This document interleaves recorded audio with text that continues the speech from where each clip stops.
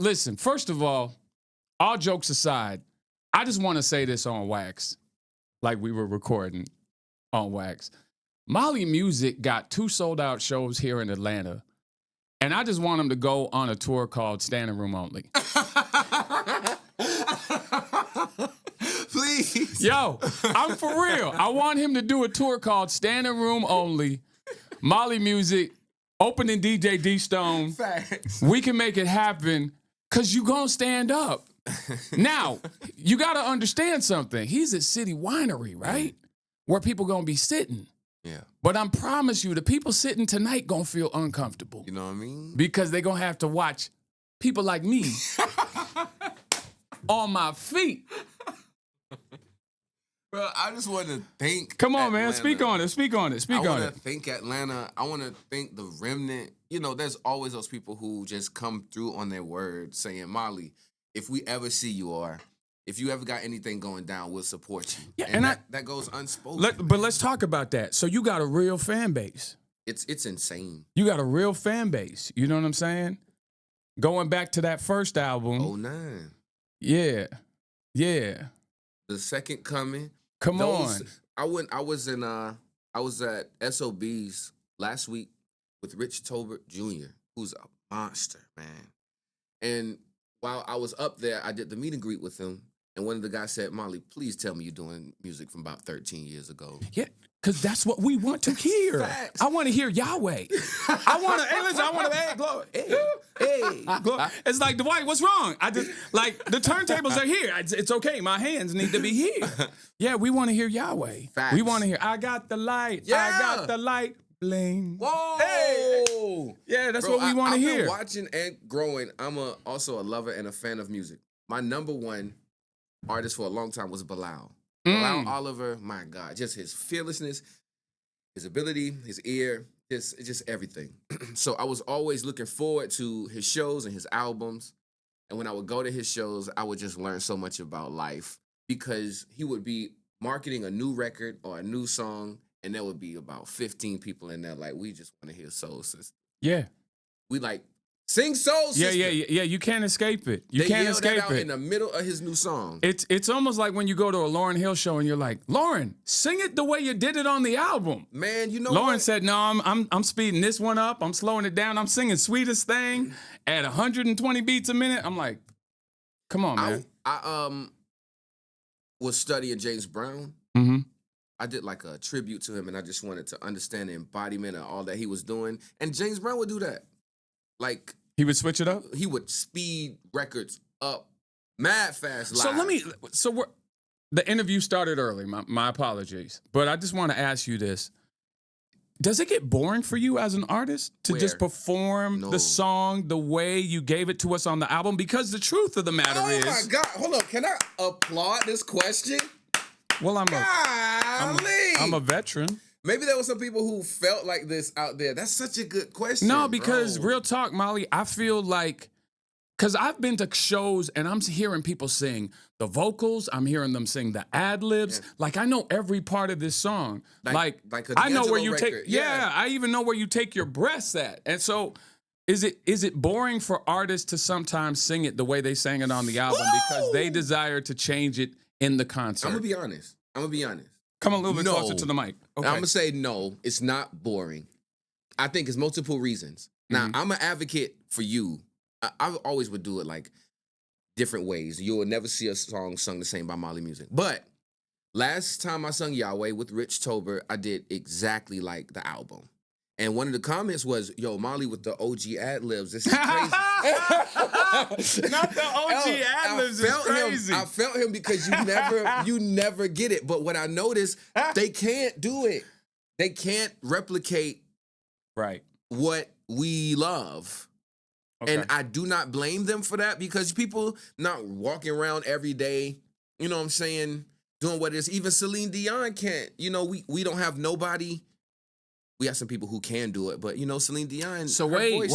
So you're saying your voice changes, so that's why you changed. Yes, bro. The way you sang. Of course. And maybe you just don't want to admit it. Are you embarrassed? I'm pretty sure I don't know if it's embarrassed. I think it's just a capacity thing. I'll take it to another line of work. That's like saying, Jordan, we want you to jump as high as you did when you were a rookie. That's true. Right now, we know it's been this many years, but why you ain't jumping as high? You don't think that man want to? Yeah. You don't think LeBron want to go as fast? Like those dudes, like you cannot escape the wear and tear, and they train every day to get a step and still be slower. You get what I'm saying? So, okay, so let me ask you. So let me ask you the hard question then. Like let me ask you the uncomfortable question then. Is there a song that you don't sing anymore because you can't hit those notes like you used to? No. If there was, that was in my off season, and I got those notes now. But I just like the way you said that. Yeah, it's up to us to know our capacity. So can you wait? So you can get back to that? Heck yeah!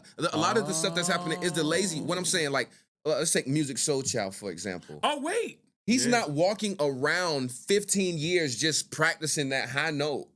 Like he's living in the luxury of recording that record. But then you get asked one day to sing it. And that's hey, what have you been doing in the off season? Have you sing this song? Like, have you mastered that part? And then on top of it, it's so much surgery and like purging that happens in the studio. Sometimes people could like make you mad and draw a note out that you can't reenact. So this is no disrespect, but I'm just going to call a spade a spade. I went to a Music Soul Child concert, and I wanted to hear him hit the high note, and he didn't do it. It's tough. I went to a Maxwell concert. I don't get those things that Maxwell like let us know is coming. He might not do it, but he might. Or is it? Or you could put the mic out there and let them hit it. It's bravery. It's capacity. It's just love. You know, it's air. You know, it depends on the discipline or the mindset of that artist. Like, why would someone who's been playing for 17 years, they've made $350 million, they just got an extension, why do they have to go hard? Why? You're already going to buy their tickets. Their name sells everything. So, but now it's coming back to a point where the audience is like, yo, we want to hear it. So do you avoid making that song? No, because they have to make the song to be known. So a lot of times artists will go into the studio and stretch their capacity to be known. Yeah, because if that's the case, you're gonna... Okay, so look, they're listening to this. I envision Music Soul Child and them back in the day listening to this song and like, bro, it needs something. You know, like the 65th listen. Like, yo, man, maybe hit this high note. Like they probably listened to an old record where the dude was saying, I love you, I love you, I love. They probably heard that dude say that and like, man, let's bring that back. So he had to channel that. And then, so that's going to be a mixture of youth, adrenaline, testosterone, you pulling outside and bravery. Of yourself. But if you don't know where you went vocally to execute it, you don't master it. It's like just making a layup that you didn't mean to make, but it's still a highlight. But the true dudes know how to get it off the glass at a high percentage rate. They can keep making that reverse layup. It's not luck.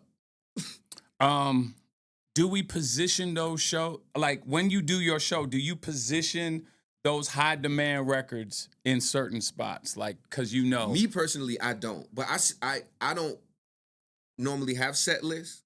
I like to flow from the spirit of what you don't have a set list. You don't have that piece of paper that everybody has not in usually. The shows. And if I do, it's just gonna make my musicians mad. Cause right after the second song, I'll be like, yo, go to Ready Aim. He's like, yo, we closing with that. Okay, cool. But I'll just see songs on a list as bullets.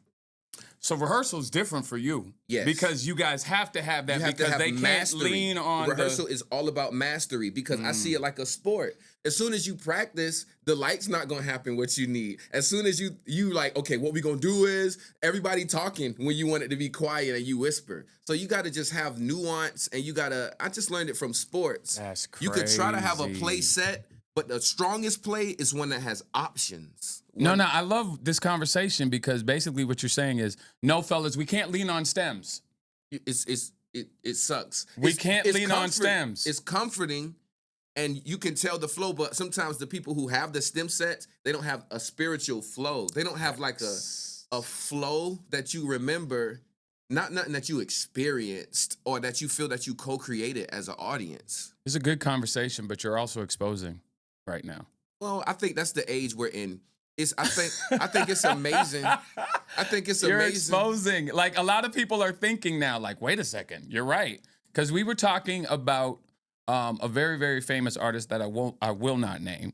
But he had the same show no matter what. I like that. He likes that. The ticket people like that. Like, yes. His band likes that. He's a machine, whoever he is, and that's comforting. Like, okay, I can give y'all. Well, the he same was. thing He's as not Dallas. with us anymore. Oh, those are people I want to feature with.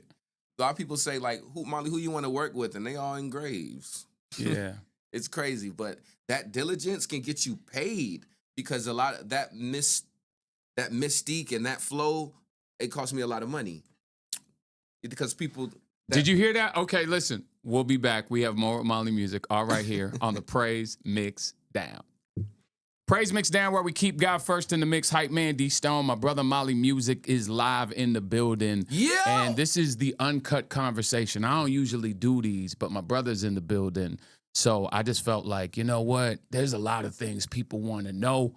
Yeah. A lot of people are saying a lot of things, but everybody ain't saying the truth. So I said, you know what? Let's go live with my brother Molly Music and just air it out. First of So all, Molly, thanks for having me, bro. Yeah, always, man. You're a powerhouse out here. Who? You. Appreciate it, man. I really, really do. First of all, I want to say this. You have been consistent for the last, how many, 15 plus years now? You know what I'm saying? That you've been doing this. And from the time we've been introduced to you, Molly, it's like you've never cheated us. And I just want to give you your flowers, because people that's amazing, bro. People always like wait to give people flowers. There's always an unfortunate incident, and then we're getting the flowers, like, and this is no disrespect at all. RIP to Malcolm Jamal Warner, okay? But when he was here, we did not do a good job. We didn't care. Of just saying, hey, thank you for not just the character of Theo, but every other character he ever did, he absolutely slayed it. Yeah. So I'm just like, you know what? Whenever I get a chance to sit across from greatness, let's just make sure that we do our due diligence to say, hey, man, first of all, thank you for the sound. And thank you for having a sound that's encouraged other people to do similar sounds. Yeah. You know what I'm saying? So it's like a really, really cool thing to be here with you today. You know what I'm saying? It blesses me and warms my heart. It also, I think that statement could be a bit controversial. Like, what? When I talked about the sound? Never cheated. Because there was a season where I feel that a lot of people weren't sure what was going on. What I love is this hindsight, 50-50. Is that how it goes? Hindsight is I don't know. You know what? I'm unfamiliar with the quote. Hindsight is 2020? Hindsight is 2020. Look it up, Paige. Look it up. I like that saying, because there's a lot of people who come to my meet and greets now, and they're like, Molly, we get it.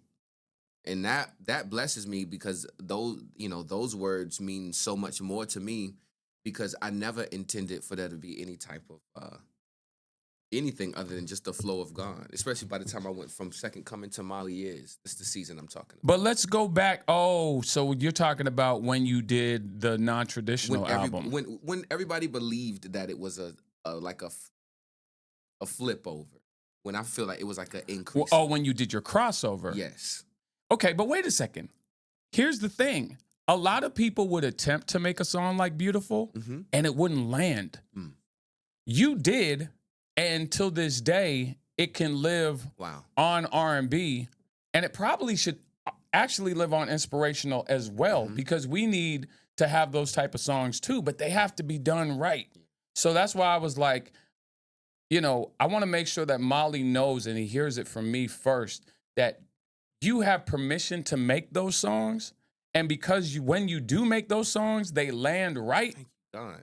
Then you should continue to do those songs. Like, don't allow anybody to put you in this box of, yeah, we saw that you did that and it actually worked, but don't do that anymore. Who does that? Yeah, we saw what you did. It actually worked, but don't do it anymore. Don't scare us anymore. Yeah, that's weird. So, I mean, did they scare you into not doing it anymore? No, or are you still... I'm saying just other people maybe being scared not knowing what would happen. Like, does it cost him his cross to say this? And it never did. It never, To say put your lighters in the air for. I think that's just what I made the opportunity. Before that song came out, they just knew I was on a non-traditional gospel label and didn't know what I was going to produce. By the time No Fun Alone came on, and I'm saying stages and flashing light music and cameras, they call it the good life, but at the end of the day, a man's all I am. They're like, where's the glory that go to God? So what type of ridicule did you receive when you started doing songs with Janae Aiko? And it was just that every lyric I wrote, everything I did that could be heard needed to be attributing the glory to God in a way that anyone could digest or understand in the simplest form. I had no, Molly, you're our praise dude. You're our worship dude. Don't taint it. I felt them with How does it feel to know that people don't want to share you? I don't know, man.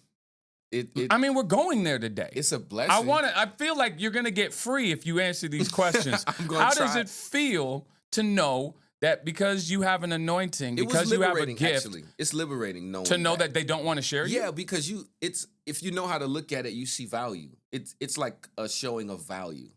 Maybe this is showing my abuse thing.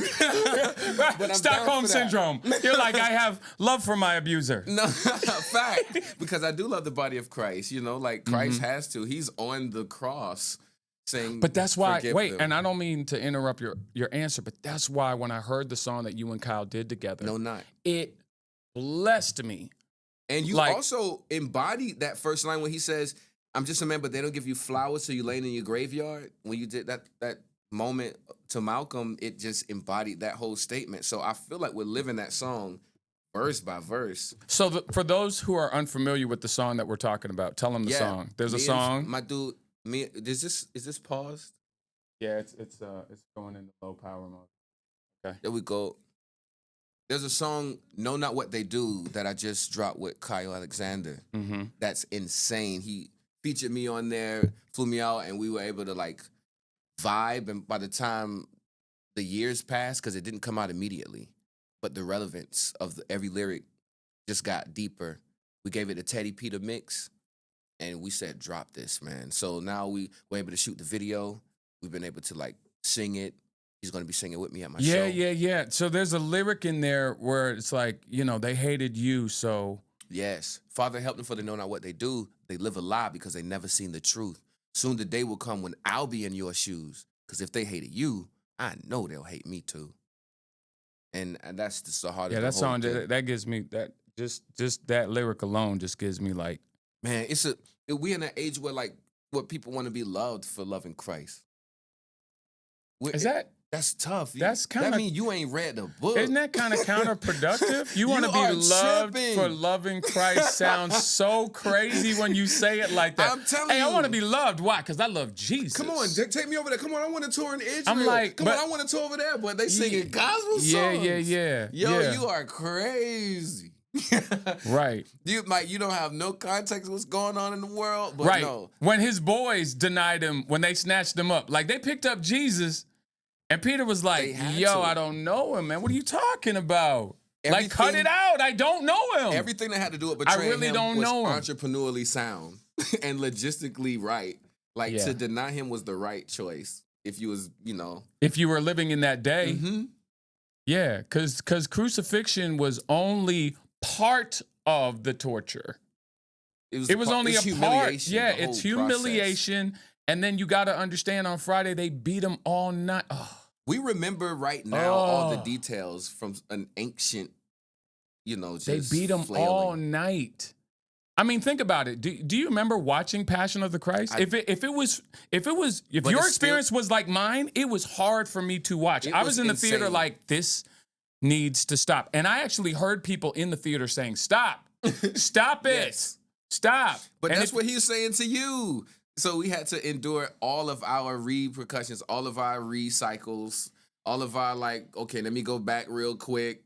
So I feel like that's what the director was saying, and I'm directed and interested in films and cinematography and the storytelling in between there. So I think it's time for us to see the beating again. And I think it's coming in a way that we're not even ready for. In this new TV series, The Chosen on Prime. Yeah. The series, I mean, I think 5 just ended, and they and he just got from the upper room. Yeah. He just got betrayed. Ain't nothing left but blood, man. Yeah. It's about to be on. And I wanna shout out The Chosen. I wanna shout out House of David. Fact, yeah. Have you seen House of David? Yes, I have, man. I want to encourage people to continue to create these stories. You know what I mean? And do them justice. Yes. For real. Like don't hold back at all. House of David, you know. We're going to talk about you. This is talking about me. But I'm saying, like, the thing that stood out to me the most when I watched House of David was when the Spirit of the Lord left Saul and he went crazy. Mm-hmm. When I tell you that got me together, Molly, it was insane. I promise you, I was like, God, I never want your presence to leave me. It showed the value of his peace. But one thing that I loved about it was the context of how long Goliath got to just defy God. He had multiple days of being a god. Like, I thought it was just like a call out, and then yes, but it was days upon days. He was able to just beat but it wasn't. But he didn't win the whole playoff series. They just was down 3. Yeah. It was insane, man. I loved it just so much. I'm inspired by that. That's what I want to do. That's what I've been wanting to do since the Making of Job experience. But just in a way. So you want to be a film producer? Yes. But I didn't notice it. So I would be. Does anybody else know this? I've never heard you say this in an interview. It's what I've been cultivating now and what all my new material is. That's why I've been quiet. Yeah. When on my last album, God Be Praised, I designed the album Yes I Do and the song True Love, which were.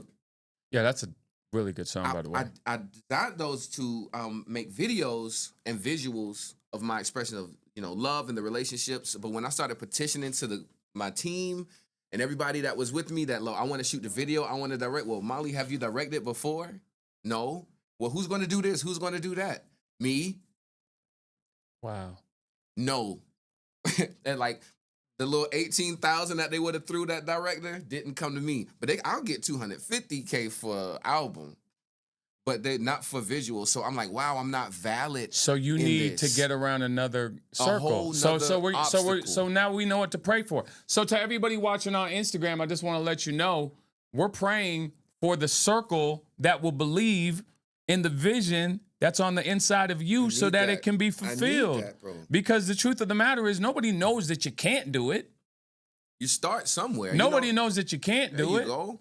Okay. You got Denzel, he's doing theater. That don't mean he don't got Equalizer in him. Yeah. So this is good. I didn't know that we've turned the corner. So we went from talking about your music to now talking about your dreams. Well, it's the same thing. But all of it was rooted from us talking about Christ's suffering. And that's one of the things that I loved. I was spending some time with a friend of mine who had a brain aneurysm diagnosis from a doctor, and so our family is sitting with them, and while they're dealing with that, and so I'm praying for that. But while we're going through it, now they're only focusing on the things that are important, and kind of shedding parts of their life, and I'm seeing how life can evolve. And inside of that, they're still talking about my music and the things that's going. I feel that story's supposed to be told. Do you think sometimes that's how and everybody knows that God knows your first day and your last day. But I think sometimes that dream can extend your shelf life because God could be like, I was waiting for you to wake up. Yes. It was never whatever. Yeah, it was never that. They say 2 important days that in your life, the day you're born and the day you know why. And then I feel like the day you know why, then it's like, oh, okay, well, I got to let him do it. And I'm like, yeah, but he's 60. Yeah, but I was waiting his whole life. Boom. Yeah, and now it's like, you know what I mean? Now you can Johnny become. and Donna were confined to a 3-minute and 30-second song when that's a whole series. That's a whole Prime series. So your songs are going to be series. So you're making a soundtrack before. Job Experience already has a fan base and the storyline set. All we got to do is wake the wife up and write it, and that's already written. We got everything that's happening with Johnny and Donna, which is just that whole, easy thing. We got the visuals that come with the songs that I've done on God Be Praised that haven't been seen yet. I have a film coming out with Brianna Babineau from Joel Cappity from a movie that we shot several years back that now I finally get to bring into the forelight because I'm scoring it. So now I'm thinking, man, I'm excited, bro. Where I appreciate that. Where I could release albums, I could put 20 songs in a visual presentation. I could put just as many songs that I put on the album in the movie. Scene. Oh, remember the one on this scene? Remember the one on this scene? Remember the transition song to this? Remember the overture? How many people do you think don't know that there's another side to their gift? Because ooh, good question, bro. Because a lot of people only see the music, but they don't realize maybe the music is a part of a ministry. Of a ministry that's actually outside the music, that God actually just used it as bait. Ramp. Yeah. Oh, look at me. Oh, that's Kyle. That's Kyle. Yo, your phone can do that? Yeah, my phone does a lot. So this is they're downstairs? Yeah. I don't even know. He might be here. Ooh, bro, you're a professional at this. It's all good. So listen, we gotta check back in with you. We're gonna check in with my brother Kyle. We're gonna bring him upstairs, and we love everybody. But this is happening. Okay. Wow. But all right, peace.